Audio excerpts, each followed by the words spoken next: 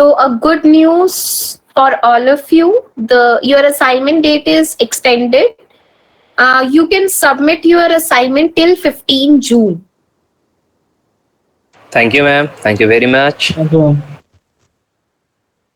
ma'am. Only PCTI did this for all of you. So there is no official announcement on IGNOU website. What does it mean, ma'am? That means we extended date of assignment submission for you.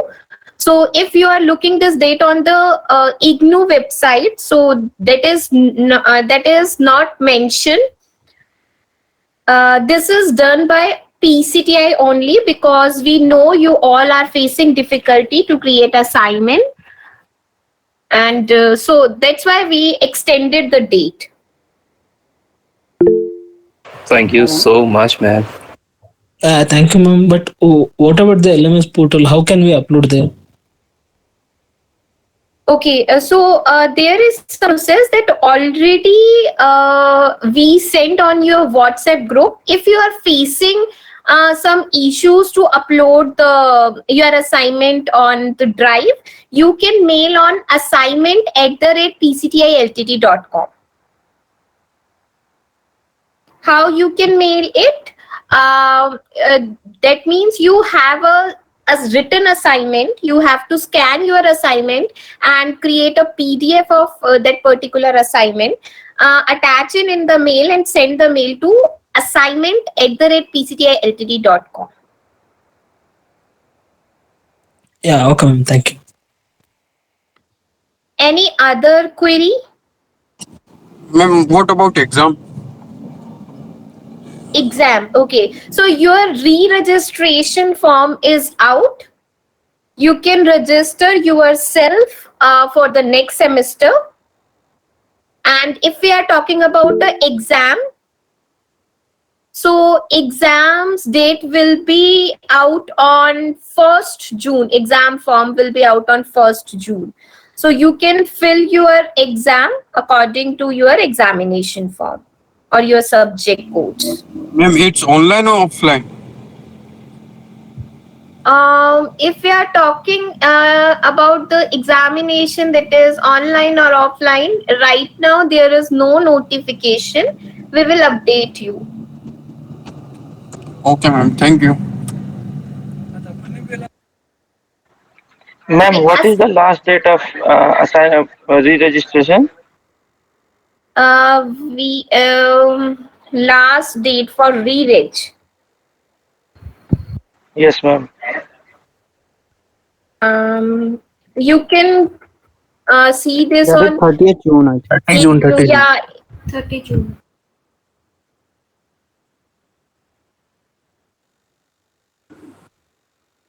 Ma'am, I heard some link will be sent to on our mail so that on through that link we can submit our assignment.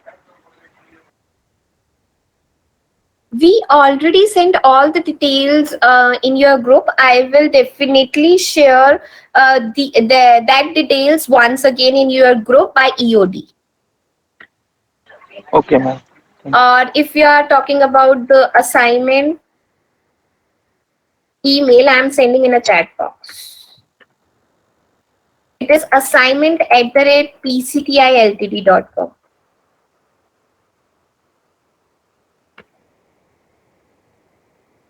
You have to make one PDF for one subject. Ma'am, I have another doubt regarding re-registration. Can I ask? Yes. So, what if I want to take a gap between semester? So I can like skip this re-registration and do this in again January cycle? Yes, Coming December. absolutely. Okay. Is that re-registration for the next semester, semester 2? Yes, this is a re-registration for semester 2. So why we are naming as a re-registration? It will be registration for the semester 2, right? This is known as re-reg. That means you are doing a registration once again. That's why its name is re-registration for the next semester. Okay. So on top of the same enrollment, we have to register ourselves for the semester 2, right? Yes, absolutely right. Okay, thank you.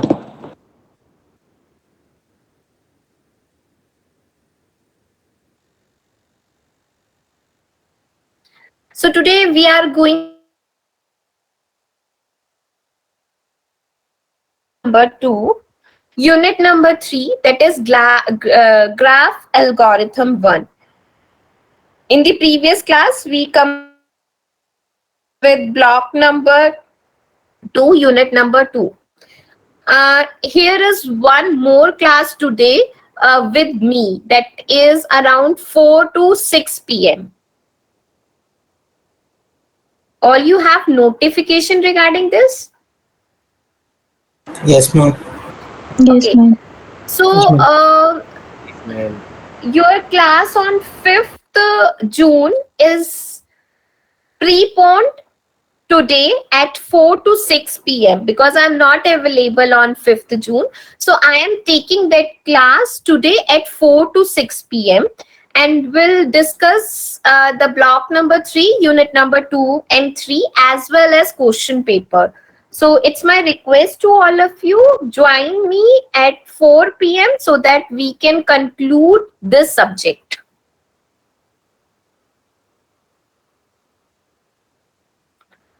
Sure, ma'am. So it's my request to all of you, kindly on your video so that I can take your attendance.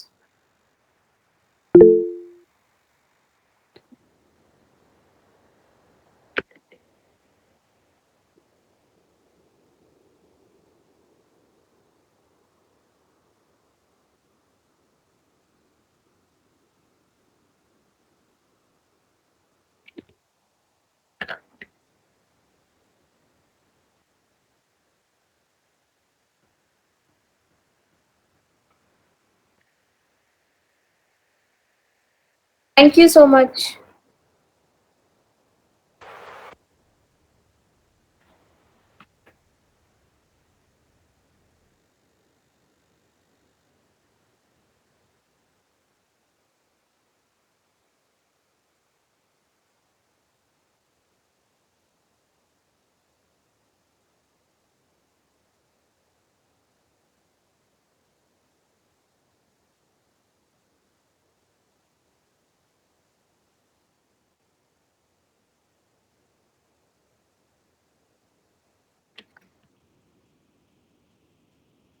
So here is graph algorithm in unit number 3. So we will discuss basic defines and terminologies of a graph, then graph representation schemes,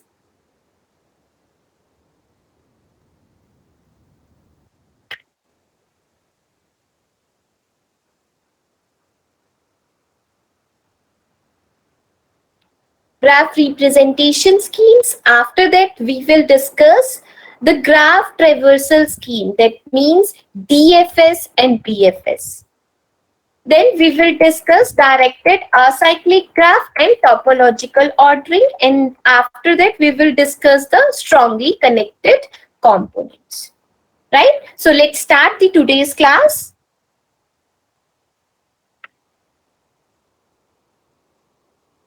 So graph are most widely used mathematical structure.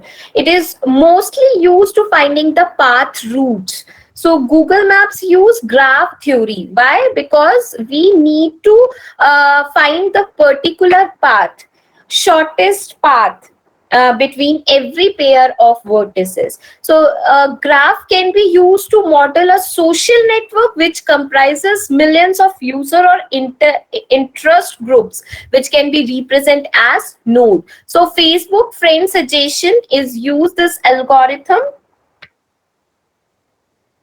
LinkedIn suggestion also used this algorithm. So let's start with the basic definition and terminologies. So here we are going to start with the basic terms. The first one is how to represent graph. So here is some nodes with edges. The nodes is known as vertices, and these lines that are connected to nodes is known as edges. We always represent graph G is equals to V comma E. That means vertices comma E. We represent vertices with capital V, V1, V2 to till Vn, and E represent E1, E2 to till N, that is known as edges.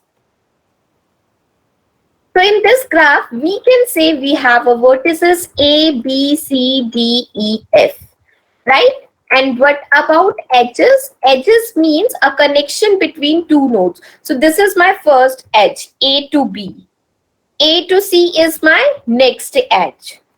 After that, C to D is my next edge. D to F is my next edge. So you can see here is name of all the edges.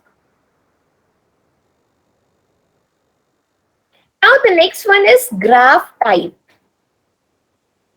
So we all know that graph contain vertices and edges, but there are variety of graphs, right? So most of the variety use directed or undirected graph.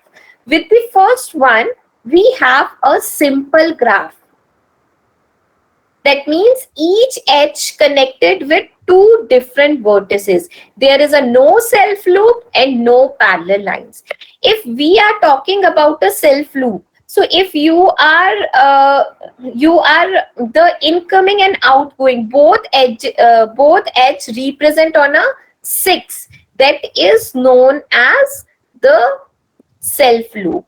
If one is going to 6 to 5 and another is going from 5 to 6, so that is known as parallel edge. But in a simple graph, there is no self loop and no parallel edge. This is a multi-graph. This is known as the parallel edges. Next is undirected graph, where there is no direction, not have any direction, and all the edges are in bidirectional. That is known as undirected graph. So we can go from A to B or B to A.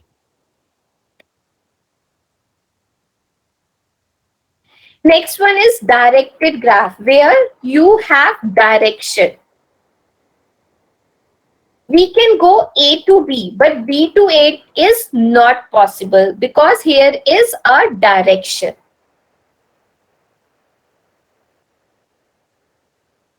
Now the another one is subgraph. So our subgraph of G is a graph. We always represent this with G dash. So this is a sub part of a graph. That's why it is known as a subgraph. So a graph whose vertices and edges are subsets of another graph. It is not necessary that a subgraph will have all the edges of a graph or all the nodes. Next one is connected graph. And Ma'am, I didn't get the fourth point, ma'am. Upper one is subgraph. Okay. Sub part. If we are talking about this graph, so No, ma'am. The next one. Got Ma'am, I just want to clear. What about B and A? That is a parallel graph. I mean to say which one are you talking about? This 3. okay. So this is a multi-graph because it contains parallel edges. So this is parallel edges. You can go A to E and E to A. So this is known as multi-graph.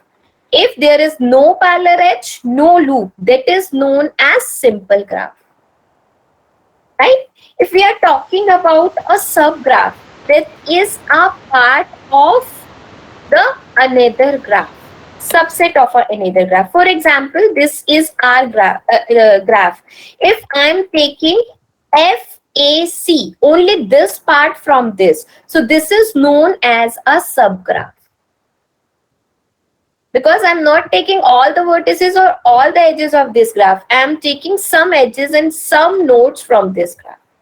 So that is known as a subgraph. Okay, ma'am. Next is connected graph. An undirected graph Do remember, undirected graph is said to be connected if for every pair of two different vertices, there is a path between these two vertices. So here two graph we have, G1 that is connected and G2 is not connected graph. Why?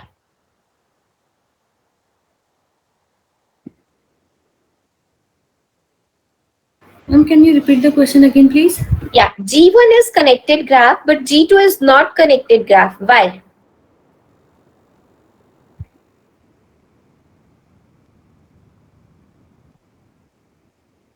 Ma'am, actually both are connected graphs except for the B.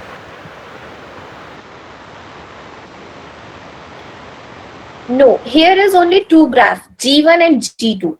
G2 has two parts, A or B. But we have two graphs, G1 and G2. G1 is connected graph, G2 is not connected graph. Why? Give me a reason. You can guess it also. Might be from any point we can reach both the places from G1. In G2, it's All nodes are not connected. All nodes, here is two components. So whenever we are talking about a connected graph, there should not contain any components. So here is two components. If we connect 3 to G or 3 to 5 or 2 to G or 2 to 5, we can say this is connected graph. Yes. Done.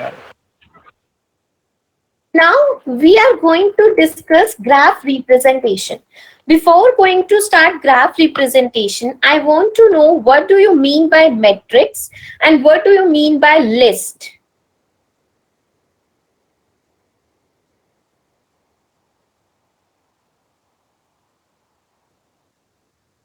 The matrix has x and y axis, but list has only x axis. Okay. Any other?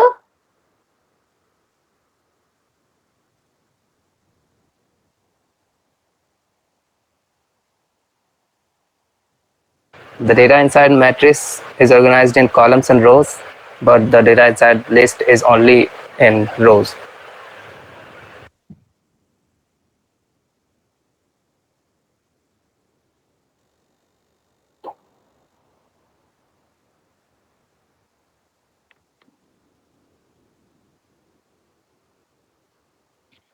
Okay.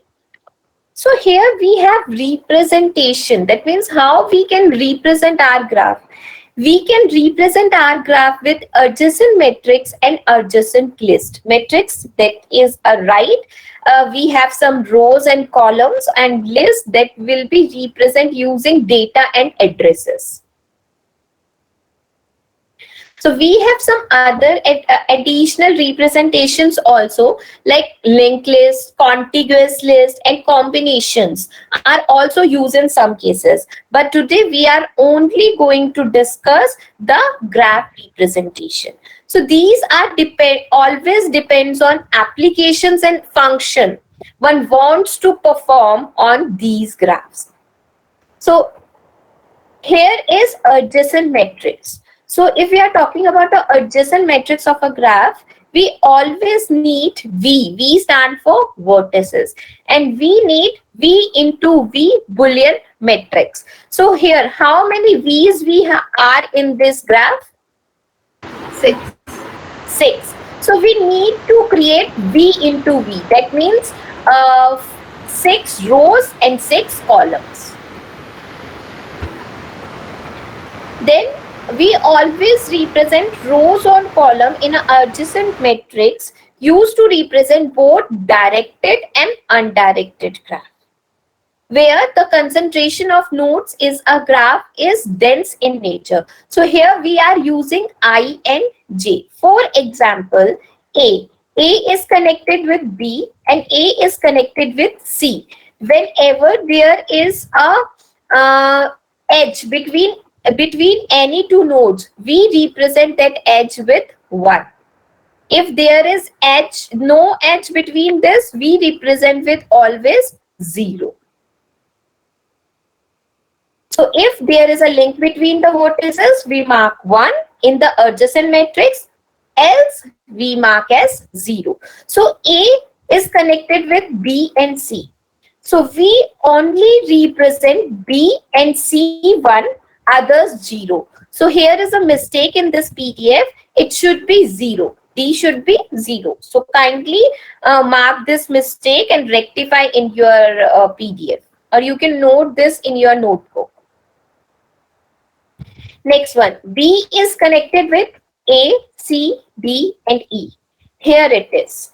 B is connected with A, C, D and E. Others are 0. And so on for all the nodes. Any question you can ask.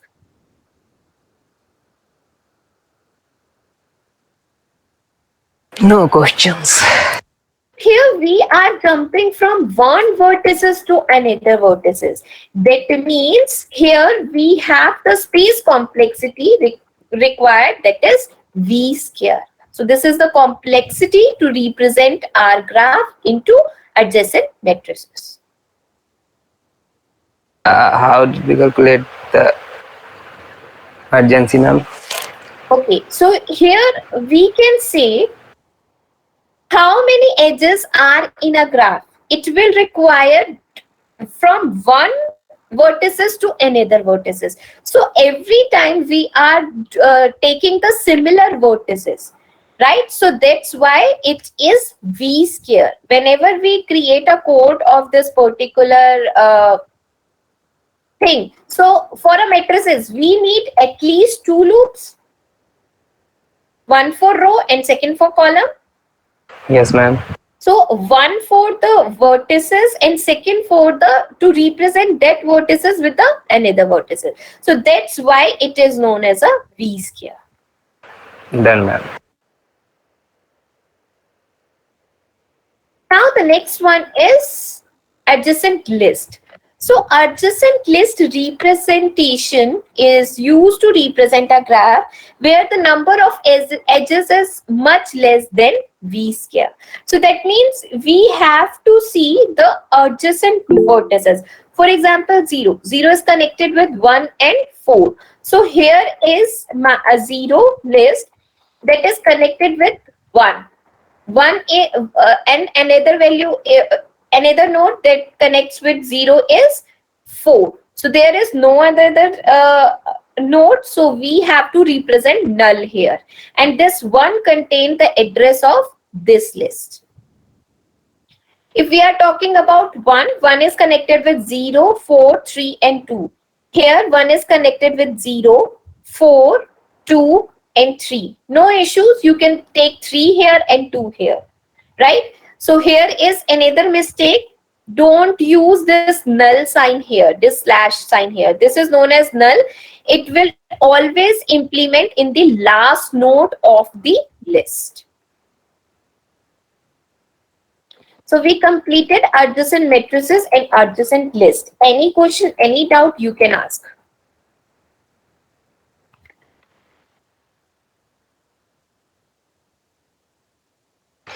Ma'am, the last one.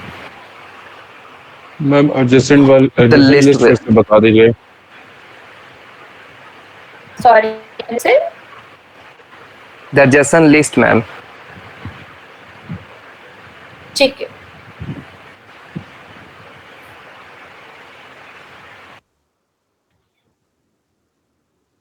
So here is adjacent list. 0. 0 is connected with 1 and 4. You can write 4 first or you can write 1 first, right? So there is no ordering. Our list contains 2 things. The first one is data and the another is address. So this is data and other is address, right? If 0 is connected with 1, so here is my list. 1 is data. Ma'am. Actually, 0 has the direction towards 1 in the list representations. 0 to 1 and then 1 to 4. Then it comes to 4 to 3 and 3 to 2. All of them are connected in the direction. How can we represent this, ma'am? Okay. Direction doesn't matter. There is a one linked list for every vertices node in a graph. So each node in this linked list is a reference to the other vertices which share an edge with the current vertex, right? So here is 0 that is connected with 1, and here is again 0 that is connected with 4, right? You can go 0 to 1, or you can go from 0 to 4. So that's why here we write 0 to 1. Or we can say we all also come from 1 to 4. So these are creating a chain. So that's why here it is 0 to 1 and 1 to 4.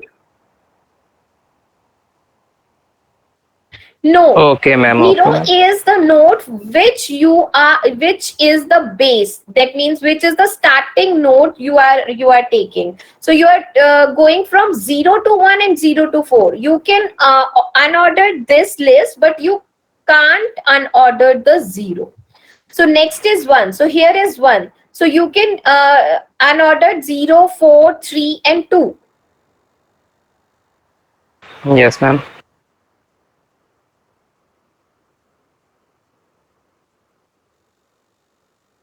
So here is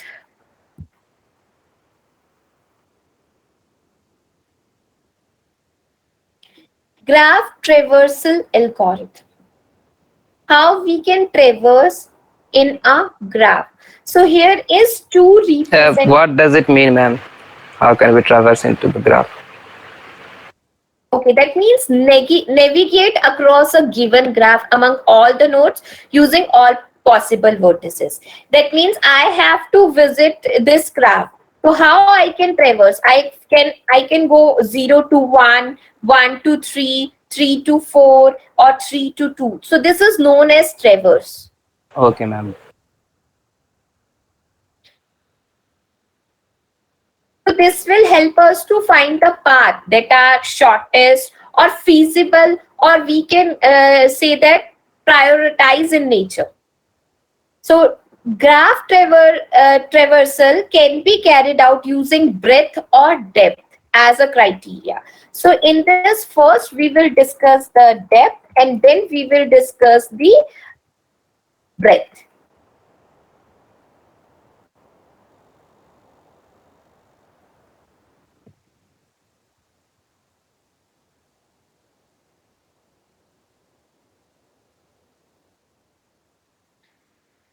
So graph traversal is a technique used for searching vertex in a graph. The graph traversal is also used to decide the order of vertexes visited in the search process. So we have a traversal that find the edges to be used in the search process without creating loop. So here we have a two technique, that is DFS and BFS. If we are talking about the DFS, so this is a graph traversal that produce spanning tree. So what do you mean by spanning tree?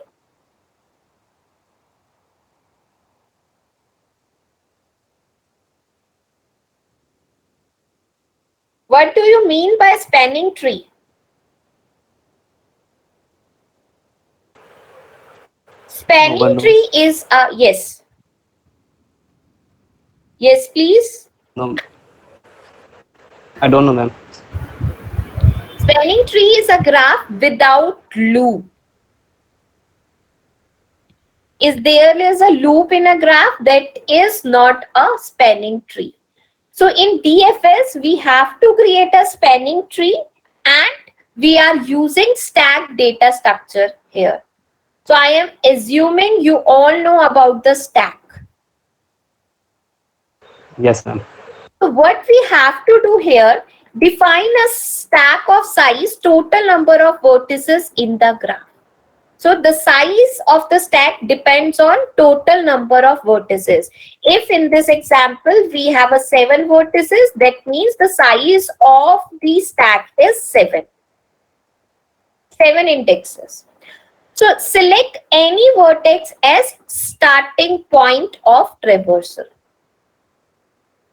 Visit that vertex and push it on the stack. So you can take any vertex as a starting point, but if it is given in your question, you have to start from A. So then you have to take the starting vertex A. Visit any one of the known visited adjacent vertices. You can visit any adjacent vertices. For example, A has two vertices, B and C. So this is not compulsory you have to take B only. You can take B or C, any one. And push it on the top of the stack.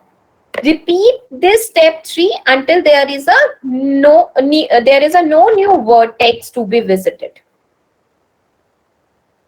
If there is no new vertex to be visited, then use backtracking and pop vertex from the stack.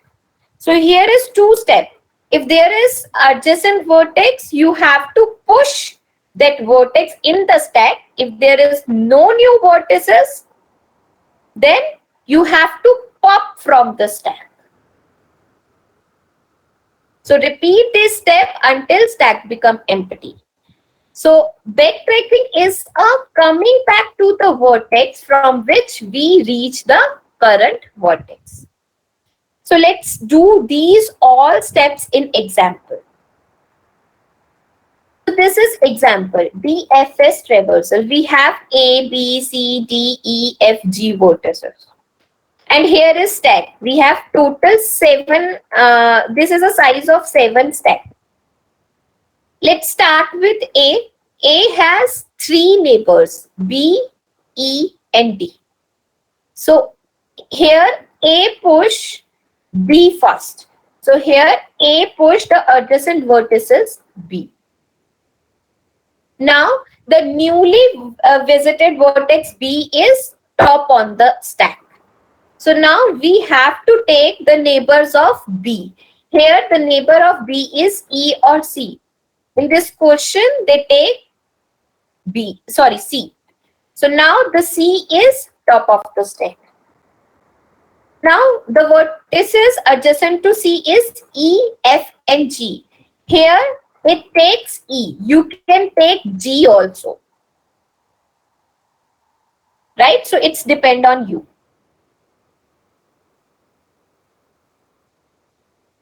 Now after E, here is 2 vertices D and F. So it's take D. Now here is a D, but D has no new vertex to be visited. So we will use backtrack here. So in a backtrack, we already discussed in the algorithm. When there is no new vertex to visit, use backtracking and pop one vertex from the stack. So what we have to do here?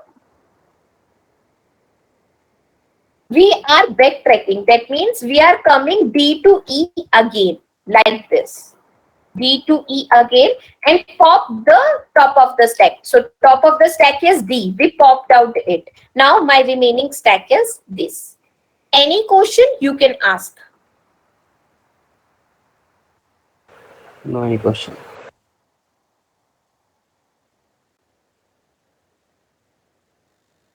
Now, if we are seeing Can we go from E to A? E to A. We can't because A is already found in the stack. We have to visit all the vertices first. So we can't go E to A because here is 2 remaining vertices.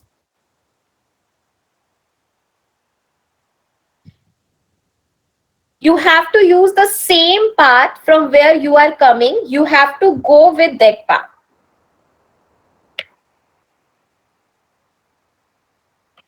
Right? Now, here is E. From E, here is one vertex that is not visited. So here we visit F. And F is now top of the stack. From F, here is not visit vertex, that is G. Now we visit G and G is top of the stack. we will go on the same path from where we were coming, right? So here G to F, and we will pop the G from the stack, because here we visited all the vertex. Now the turn is for backtracking.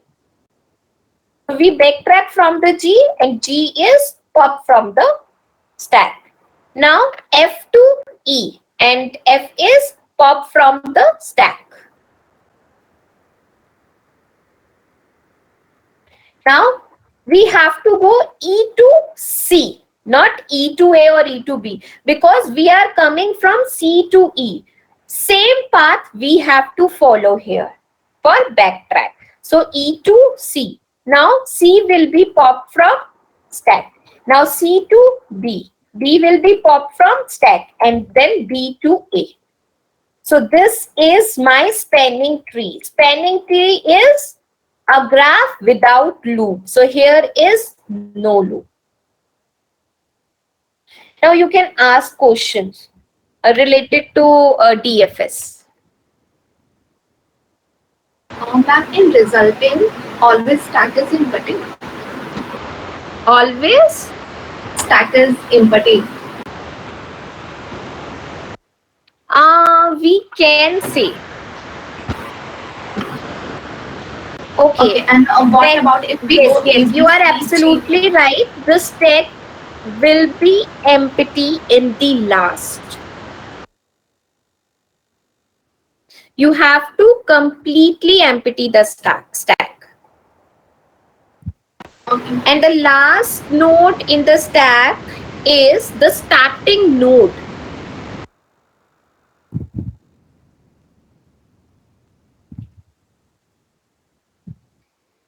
Any other question?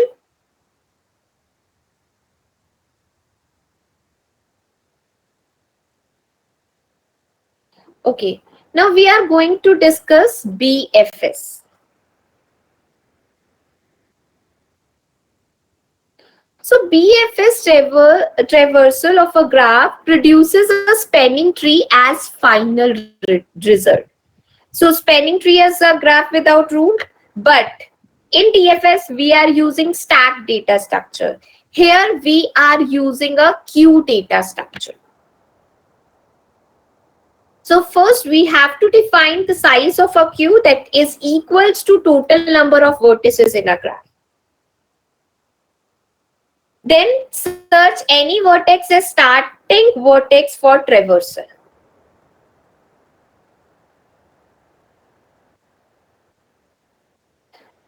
Visit that vertex and insert it into the queue. Visit all the non-visited adjacent vertex of the vertex which is front of the queue, and then insert them into the queue. Where there is a no new vertex to be visited from the vertex which is at front of the queue, then delete that vertex. Do remember this thing. You have repeat the step 3 and 4 till queue becomes empty. When queue become empty, then produce final spanning tree by moving unused edges from the graph.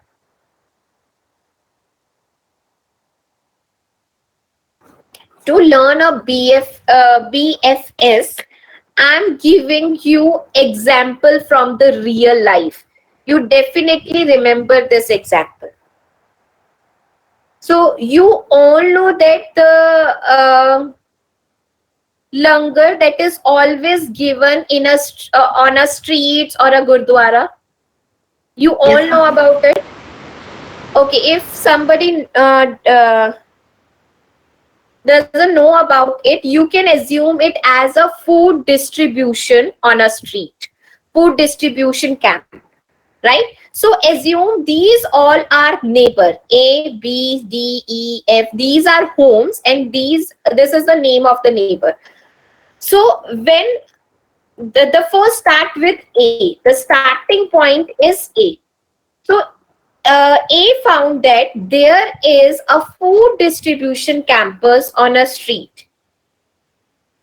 He goes there and he is in a queue right now to take a food. After having food, he go back to the home, and he see that there is a neighbor who doesn't know about the food distribution campus. So he informed all the neighbors, right? So here we remove A from the queue, and when A inform B, E, and D, they all go back and place in the queue. So here it is B, E, B. So you can, if I have a three neighbors and I inform all the three neighbors, so maybe they three neighbors are Ram, Sham, and Mohan. So maybe Ram goes first in a queue, maybe Sham goes first in a queue, or maybe Mohan goes first in a queue. So you can write any neighbor in any order. You can write BED, you can write EDB, anything. So here A goes at the home, that is out from the queue, and these three neighbors are in the queue. Any doubt till now? No, ma'am. After that, in a queue, the first position is D. D have the food and go back at home.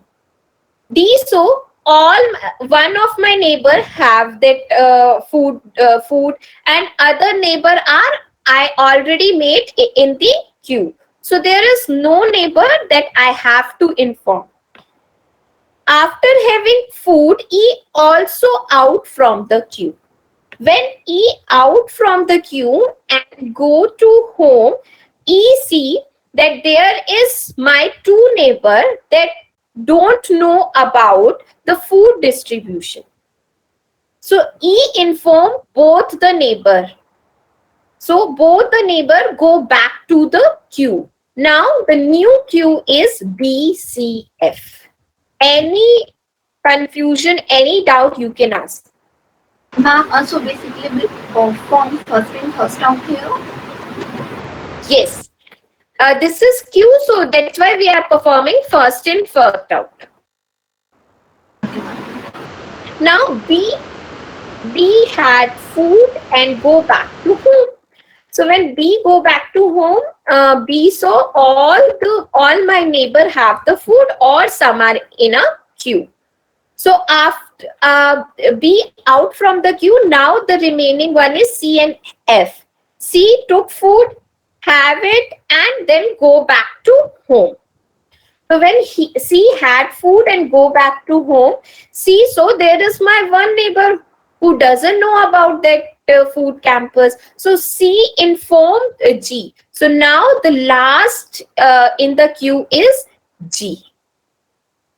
Now F have the food and pop out, and G have the food and pop out. Now my spanning tree is just like this. So A informed B, E, and D. So A connected with these.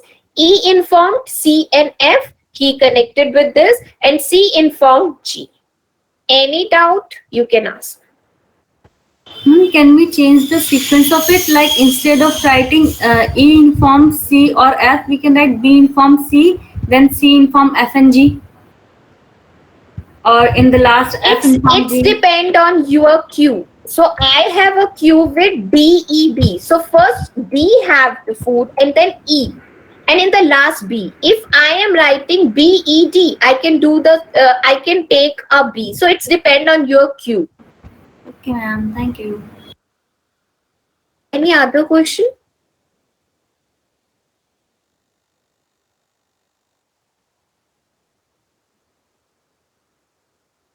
No question. But I have a question for all of you.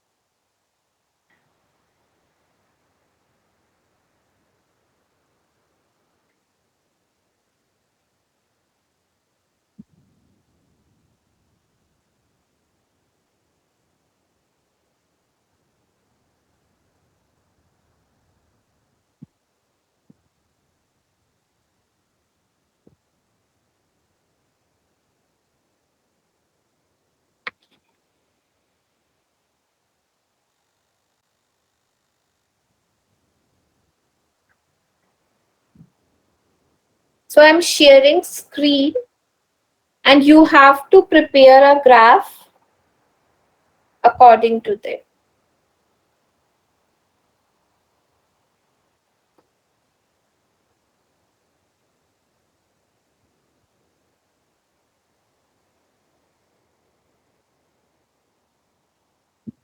Are you able to see my screen? Yes, ma'am.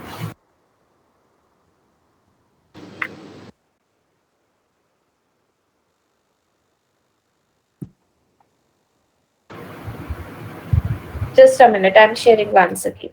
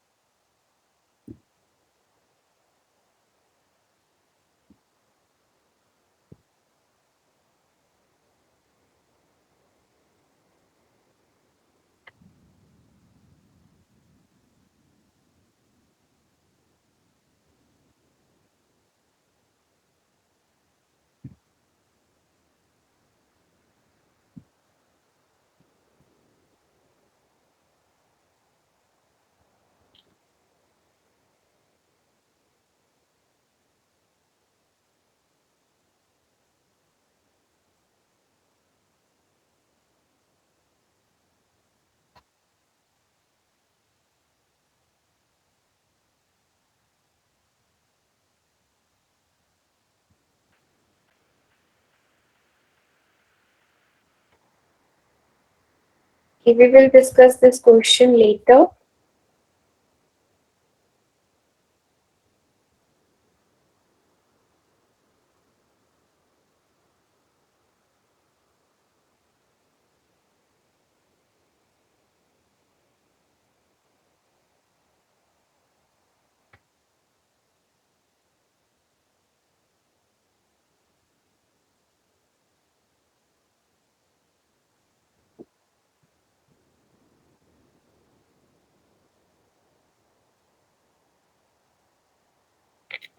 Here is DFS. So we can say we are always considering the node. So that's why the complexity is V square.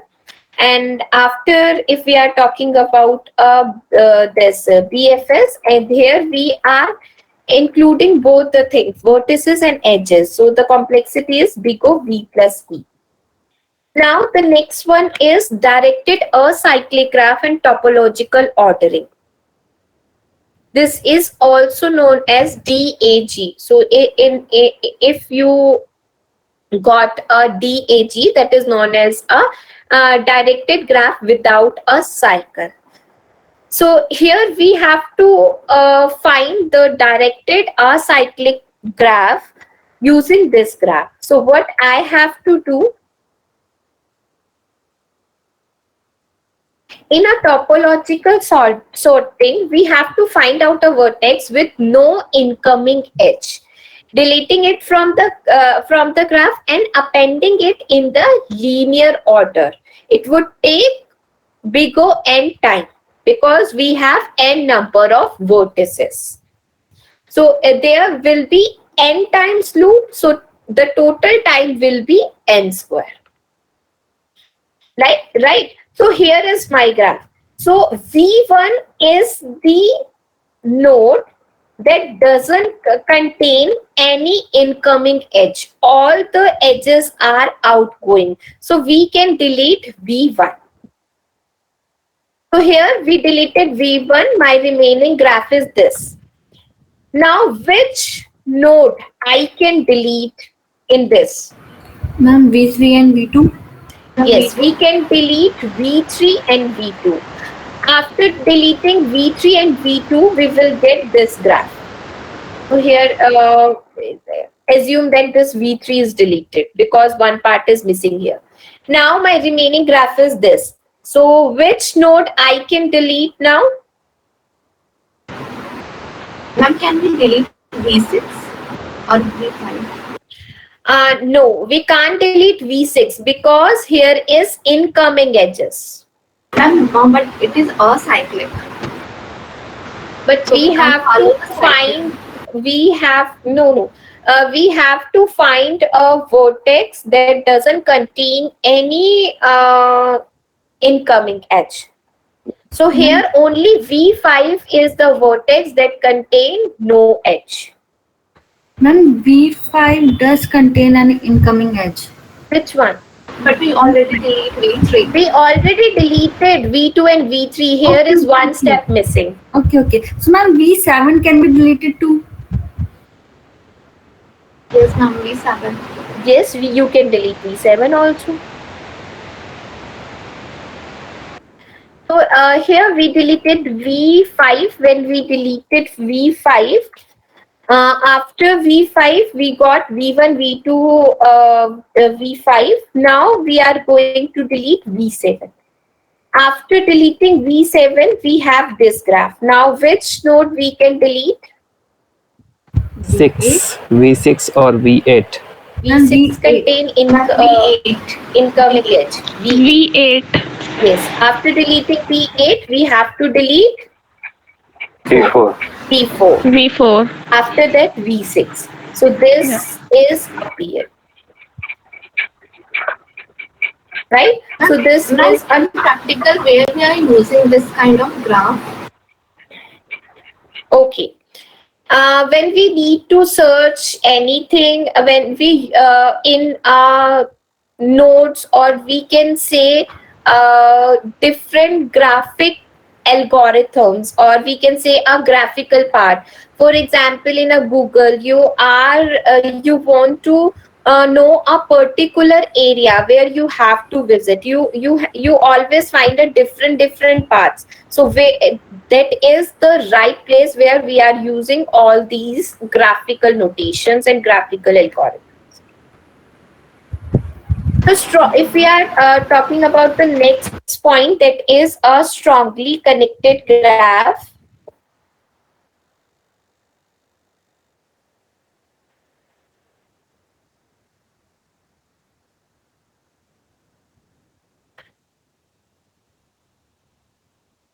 So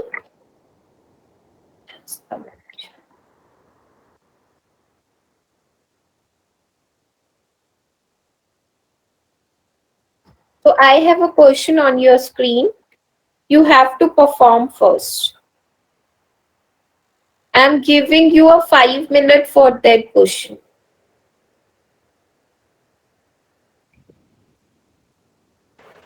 I can't see any screen here, Yeah, ma'am. just give me a.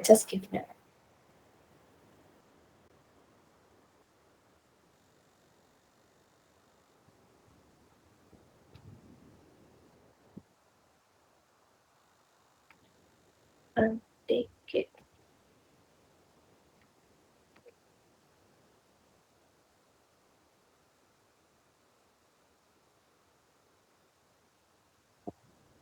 Yeah, giving you a 5 minute.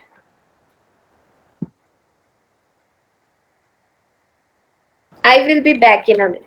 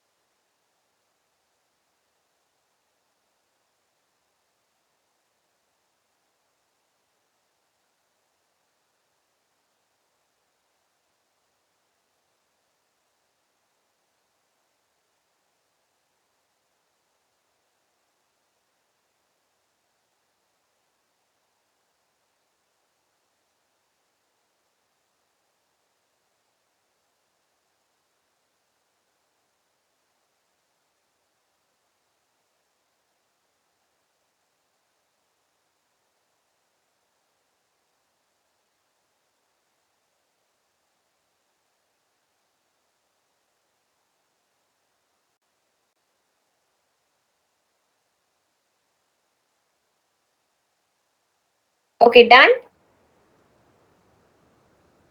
Yes, ma'am.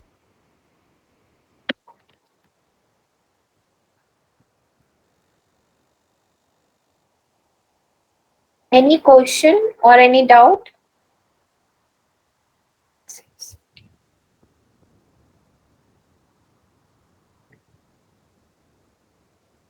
No, ma'am.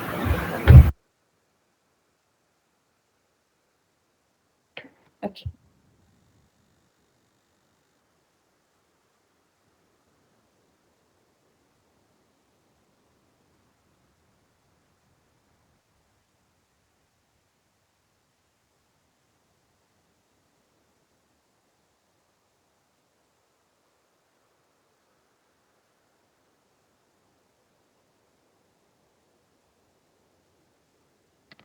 Now here is strongly connected component, SCC.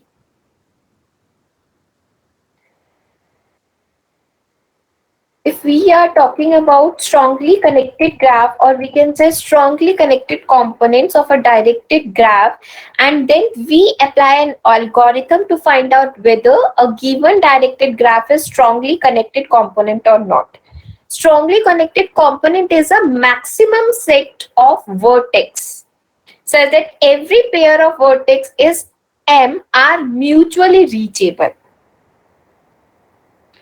So in this example, you can say here is both connection. You can come from A to B and B to A. You can come from J to D, at C to D, and C to D to A. You can go X to Y, Y to Z, Z to X.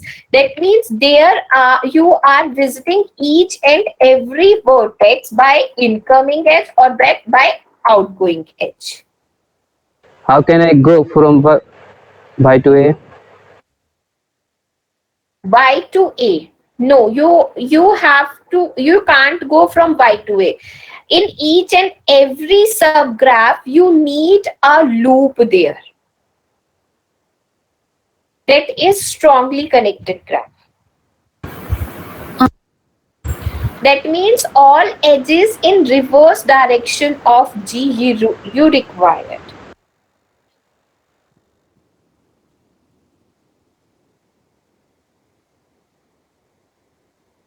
So we completed with this unit number 3. So with this, we completed block number 2. Now I am going to start block number 3 of design technique 2.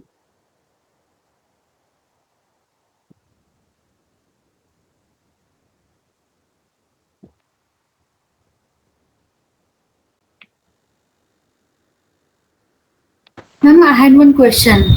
Yes, please. What do we call a graph that has parallel edges? Multigraph. Okay, thank you.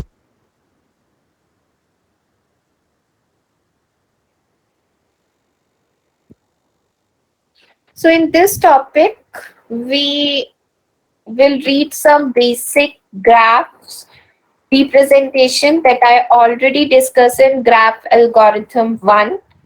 So in this, we will discuss MST, that is minimum cost spanning tree. And after that, single source shortest path. In the next, maximum bipartite matching.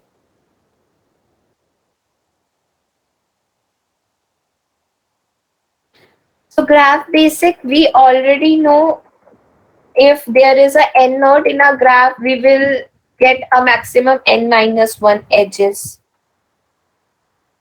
What is a graph? We know. Graph terminologies, we know what is edges, what is vertices, what is null graph. A null graph with single vertex and no edge is called a null graph. Complete graph, a graph in which all vertices are connected to other, is known as a complete graph.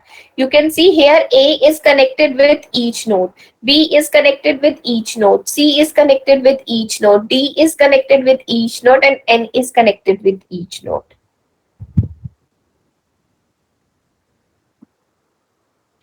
We all know what is connected graph, what is disconnected graph. So this is connected and this is disconnected. A graph is a weighted graph in which every edge has some weight. So that is known as a weighted graph. That is known as the cost of traveling. If we are talking about a type of a graph, we have directed graph. In the directed graph, there is direction given on the edge. In an undirected graph, there is no direction. So this is undirected graph and this is directed graph. Now representation of graph, we already discussed adjacent list and adjacent matrix in the previous unit, so I am not going to discuss here.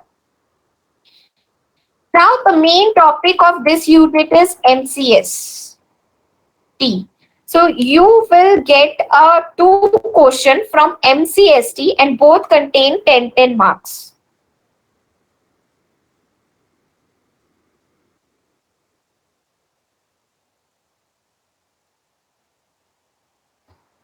What do you mean by spanning tree?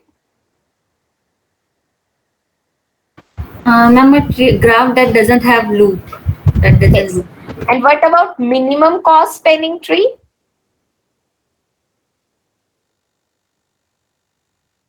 If you are traversing in a graph, in a spanning tree, so that will give you a minimum cost of traversing. That is known as MCS-T. For example, here is a graph and I want to travel in this graph. When we choose A as a starting node, there is a 2 route. From first, we can go A to B with the paying 10 and A to C with paying 2. So what I have to pay? I have to pay a minimum cost. So I will choose A to B. Right? So this is known as MCS-T. What is the number? What denotes the number, ma'am, there? 10, 9, 6. Yes, we will discuss complete this. I just given you one example. That Okay, means the ma'am. minimum cost I will go with following path. That gives me a minimum cost. So here we have a 2 algorithm. The first one is Kruskal algorithm. The second one is Prim's algorithm. So the first algorithm introduced for the minimum cost spanning tree is Kruskal. So after that, there is one another Prim. So we will discuss both and we will discuss the difference between both the algorithms. So first, if we are talking about Kruskal, so here is working strategies of a Kruskal. That means sort all the edges of a graph in a non-decreasing order of their weight. Select the minimum weight edge and check if it form a cycle, because we are creating spanning tree. So there should not create any cycle. If not selected the edge from a graph G and it to the subgraph, otherwise leave it. So let's start with one example. So here is my example. So in this spanning tree, what is the minimum cost? 1. 1. So I can take A to C. What is the another minimum cost? 2. A to B. So A to B. Why not D to G? Because both are 2 to. Then D is not Because of minimum cost. Cannot go directly B to G, ma'am. That's why B to D will cost 4 and then D to G will cost 2. How it's 4? B to D is 4, ma'am. If we are going to B to D is A, then V, and then G. okay. We have started from A. Okay, so you are wrong here. So do remember this thing, whatever I am going to tell you. The thing is that Kruskal algorithm doesn't follow the adjacent vertex. You can create a component in a Kruskal algorithm, but in a Prim's algorithm, you always go with a adjacent vertex. You can't create any component there. So if you are going to select D to G, this is the right. Okay, ma'am. Right? So Kruskal can create two components. One is here and second is here. Kruskal support components, but Prims doesn't support any component. Prims always go with the adjacent component, adjacent vertex. So here they took A to B and after that D to G. So if you are going to take D to G first, then A to B, so there both the things are right.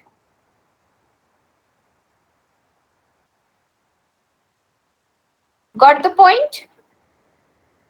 Got it. Now the next one. B to E, the B 3 to one. E, absolutely right. Next one. B to D, 4. B to D, right. Next one.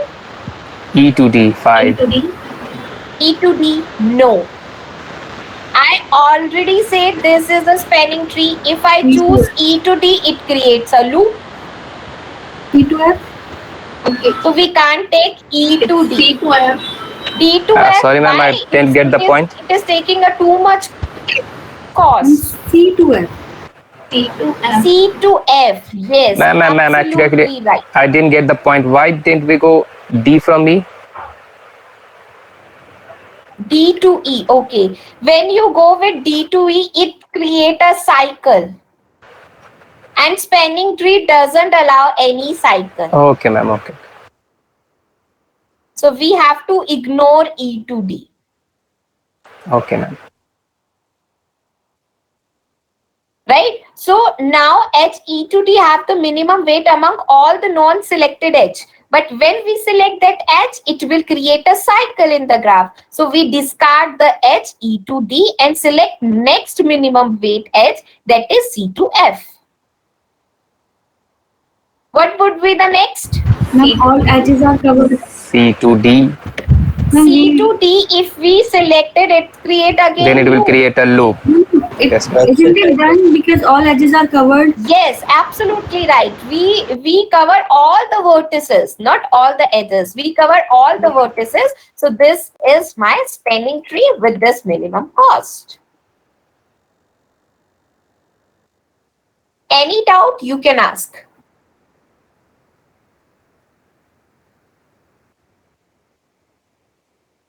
So the main difference of a Kruskal and Prims is Kruskal doesn't deal with the adjacent vertex and Prims always deal with the adjacent vertex.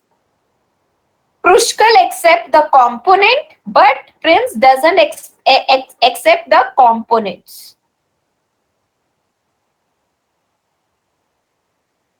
Kruskal always go with the edges and Prims always go with the vertex. So the time complexity of Kruskal is E log V because we always deal with edges. With the edges, we go to the vertex. So that's why it is E log V. Now we are going to start with the Prims. If we are talking about the Prims, so here is the diagram. First, we have to visit A to C. Now next, A to B. Next, A to B, right? After that, B to E.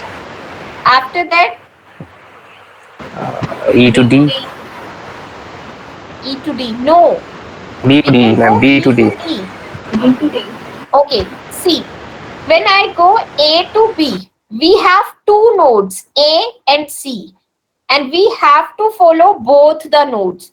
The A adjacent giving me a 2 value, C adjacent giving me a 6 and 7 value. So the minimum value is 2. So we go with the A to B. Now we have 3 vertices, A, B and C. A doesn't have any another vertex. We have C and B. So let's take the C neighbors. So it is taking 6 and 7, and B's neighbor taking 3 and 4. So we will go with the minimum value, that is B to E. Now we have again 4 vertex A. A is already fetched. Here is C and B. So C contains 6 and 7 value, B contains 4, and E contains 5. Again, the minimum value is with B, B to D. Now we have D, E, and C. C contains 6 and 7, E contains 5, and D contains 9 and 2. So the minimum value is 2. We will go with the D to G. Right? Got my point? Yes, ma'am. Yes, ma'am.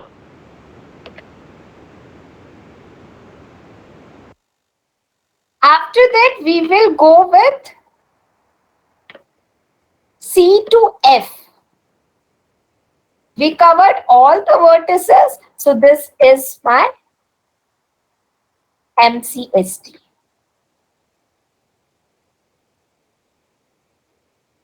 With this, the complexity is V square because we are always dealing with adjacent vertices. That's why I'm saying prims always work on vertices and Kruskal always work on edges. Prims always see the adjacent vertex. That's why it doesn't support any component. Kruskal supports always do work with edges. It's always support the components. Any doubt you can ask.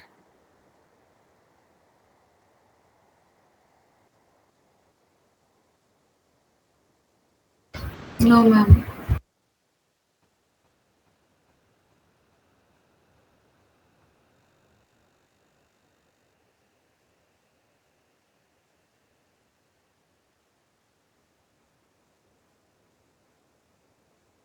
No doubt?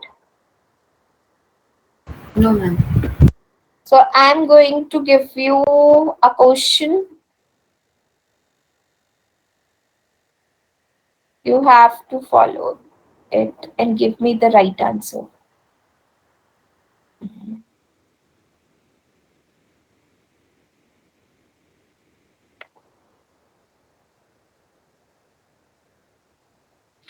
So perform this question.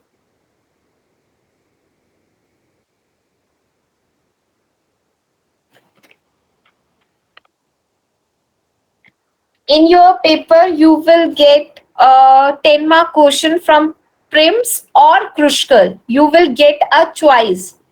Maybe they will give you a Prims question only. Maybe they will give you a Kruskal. But you will get a definitely question in a 10-mark from both the algorithm.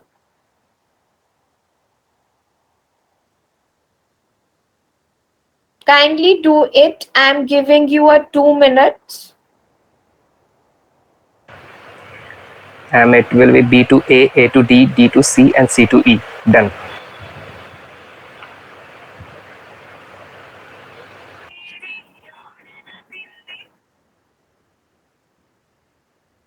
Hello.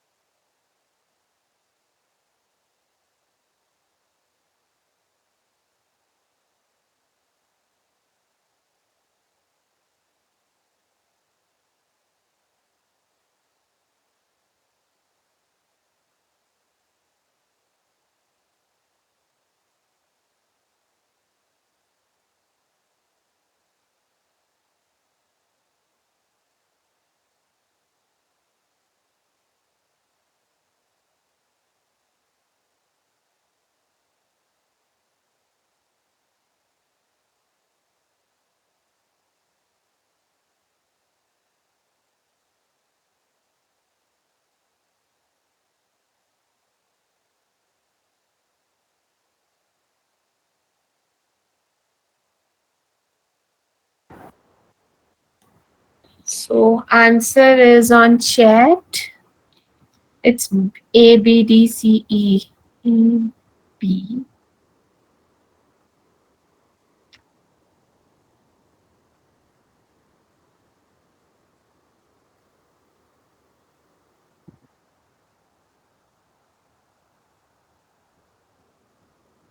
Yes, the minimum cost is 10. We will go A to B, A to D, D to C, and C to E. Yes, absolutely right. Can't we go B to A rather than A to B? So here it's not specified the starting node. So you can take a starting node B also. Got it.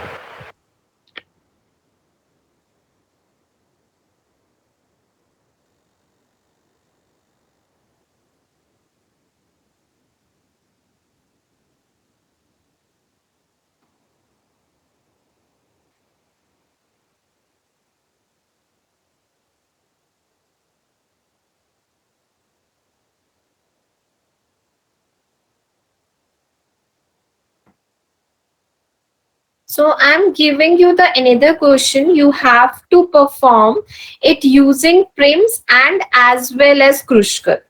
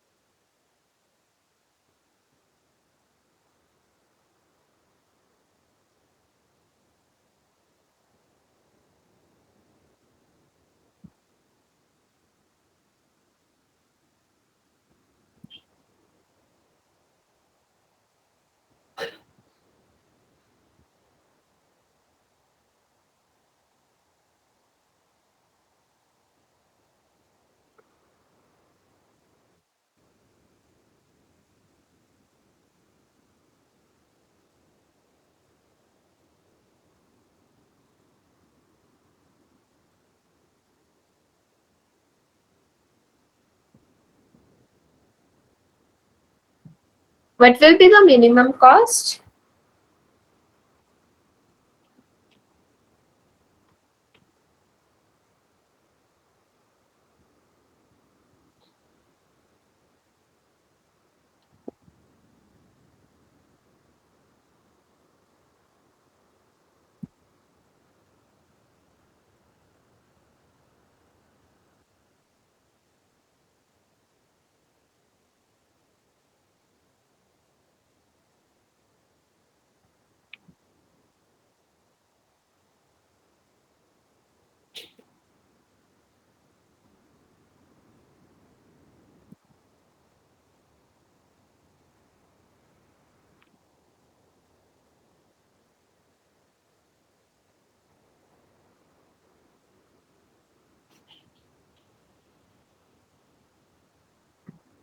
Yes, it's 14.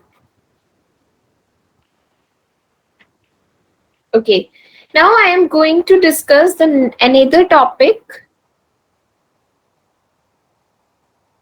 Can you please explain how the cost is 14? Minimum cost for the prims is 8. How? I want to know how.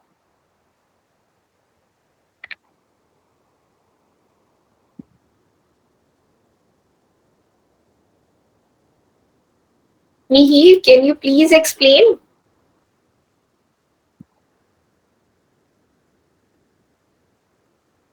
ABDC. Why you took AB but the minimum cost from A? Okay, AB. AB1.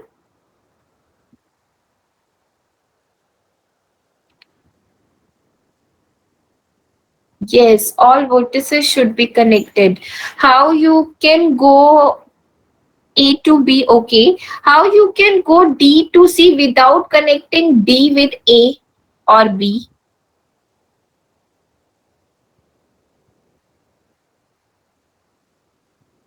So here you are on a wrong track.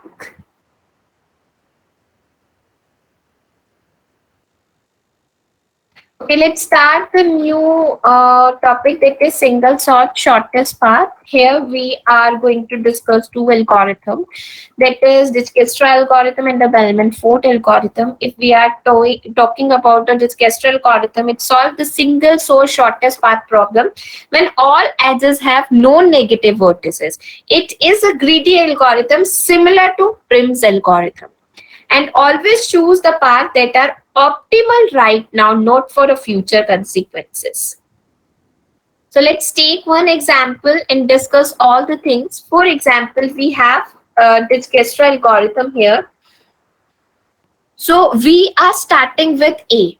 When we are talking about the A, from A there is a zero distance of A. From A, all the other vertices should be infinity in starting. Right? After that, we can visit A to C directly or A to D directly. For other, we can't visit directly from A. If we want to go E, we have to follow first with B and then E. We have to visit B first and then E. Right? So that's why in the next, when we have to visit A to C, we always have 1. So here is mistake. So kindly correct it. It should be 1 and it should be 2, because this is a B. A to B we have a cost 2 and A to C we have cost 1. To rectify it, this is 2 and this is 1. All other are infinity and this is visited by AA. Any question till now?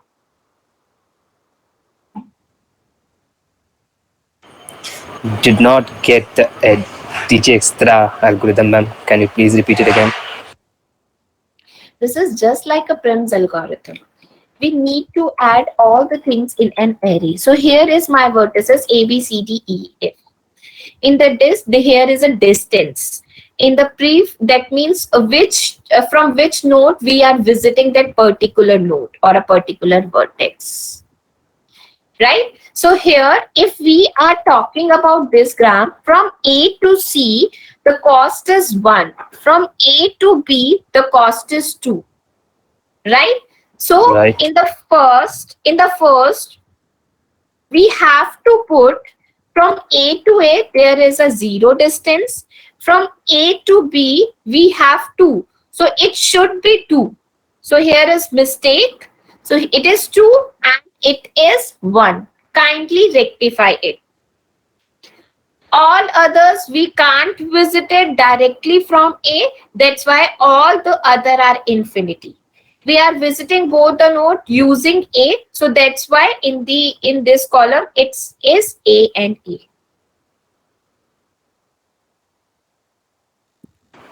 Got it.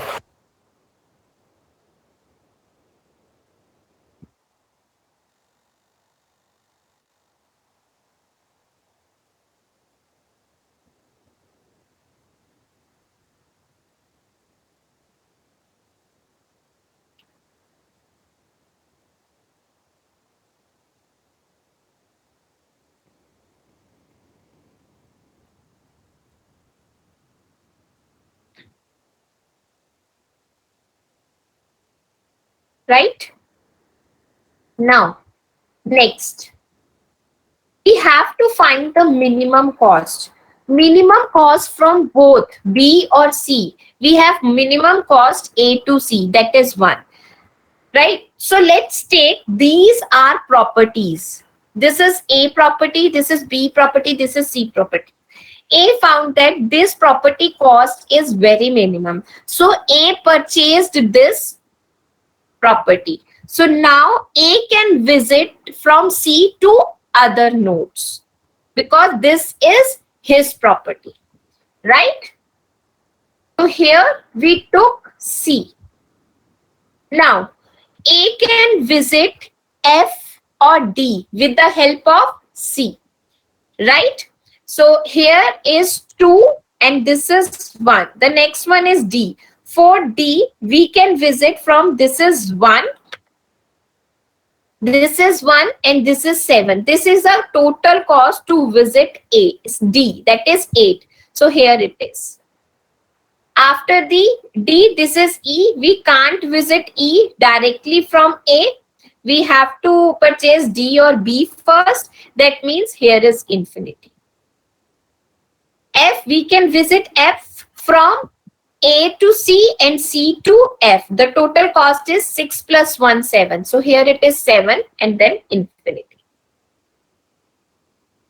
So we visited B or C directly with A. We visited D with the help of C. So that's why here is C. We visited F with the help of a C. So that's why here is C. Now we have to find the minimum cost. The minimum cost is F. So the minimum cost is B, that is 2. So we purchased B also. So here it is. Now with the help of a B, we can visit E and. So here with the help of a B, we are visiting E. 2 plus 3, 5. We wrote 5 here. With the help of C, while visiting A, we are getting 7 plus 1, 8. But with the help of a B, we get a minimum cost to visit D. That is 4 plus 2, 6. So we will update here 6. We visit this with the help of B and B. Got it? Any question till now? You can ask. And please explain again. Which one? This step only? This Yes, step ma'am. only? Yes, ma'am. Yes, ma'am. So in this step, in the previous step, we got 2 is the minimum cost. So we purchased 2 B also. Right now from B, we can visit E and D. Right? So E, that means we are giving a cost 2 plus 3, 5. So in a place of E, we wrote 5. From B, we can also visit D. We can visit D from C also. So we will take a path that give me a minimum cost. So this part giving me 8 and this path giving me 6. So which is the minimum cost? 6 is the minimum cost. So we updated this 8 as 6. Right? Now, Yes, what is the minimum cost from all of these? So 5 is the minimum cost. That is of E. That is of E. So we purchased E. Right? Yes, ma'am. Ma'am, how come 5? Sorry, ma'am. Sorry to interrupt, ma'am. How come 5 is the minimum cost? From here, we already purchased B. So we can go from A, B, and E. So 2 plus 1 is 3. Here we have 6, 5, 7, and infinity. We already purchased B and C. So we are not taking it again. Okay. Now, we purchased E. And after getting E, we again get the similar thing. So the next minimum cost is D. that is 6. So we purchase D also. Now from D, we can visit G, right? We can visit G. So 2 plus 4, 6, 6 plus 2, 8. So here it is A. Is there any shortest path to visit F? No, this is the shortest path. So after that, we will purchase the F, and in the last, we will purchase the G. This is our spanning tree.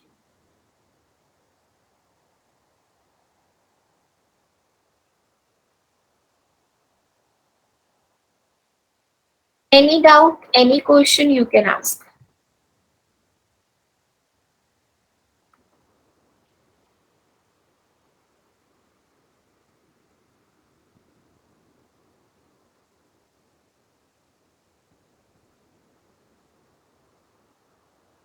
Now the next one is Bellman Ford. Bellman Ford always always take a negative vertex. There is the difference between Dischester and Bellman Ford. If we are talking about a Bellman Ford, so it contains a negative vertex. So here we can go A, B, C, D, again 0 to infinity. From A, we will get the shortest distance. So to B, we will get the D and then infinity. For C, we will get 20 and then infinity. After that, if we purchase a B with the minimum cost, we will got a 15 also. So here it is 50. After purchasing the C, because we already purchased B, and then purchasing B, we will get the negative value and will get the value of B is 2. And in the last, we will get the D. So D will get a minimum value with 20 minus 18, that is 2, 2 plus 5, that is 7. Here it is.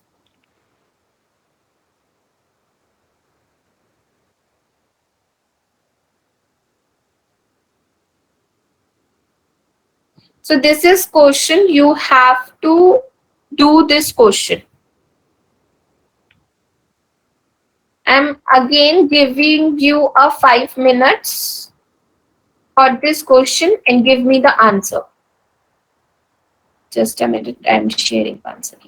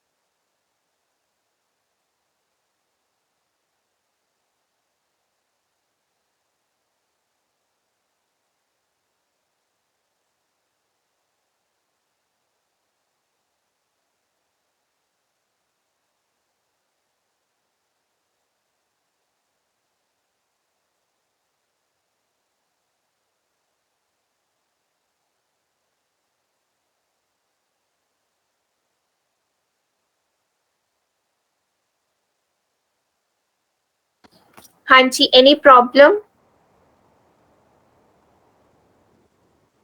So you will have to do this in your homework. This is your homework question. Next will be maximum bipartite matching. This is the last topic of this unit, but we are not going to discuss in this class. We will discuss at 4 p.m. this topic as well as unit 2 and unit 3 with question paper discussion. Ma'am, can you please show the homework question again? It is in your PDF. Okay, You ma'am. can access from there.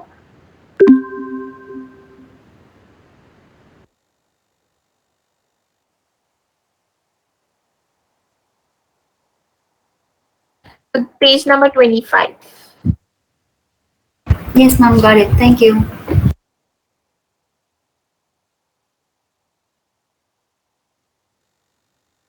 So here is Kruskal and Prim's algorithm, friends.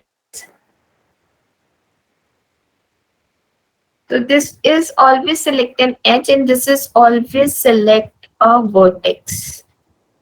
Here is only one component.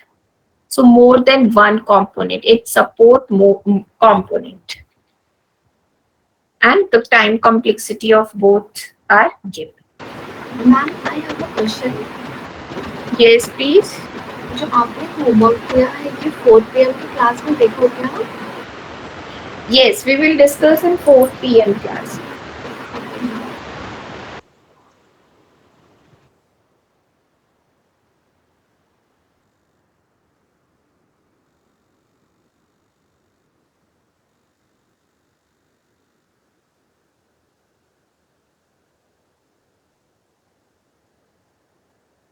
Okay, I am winding up this session here. Thank you so much. Thank you, ma'am. Thank you, ma'am. Thank you, ma'am. Thanks, ma'am.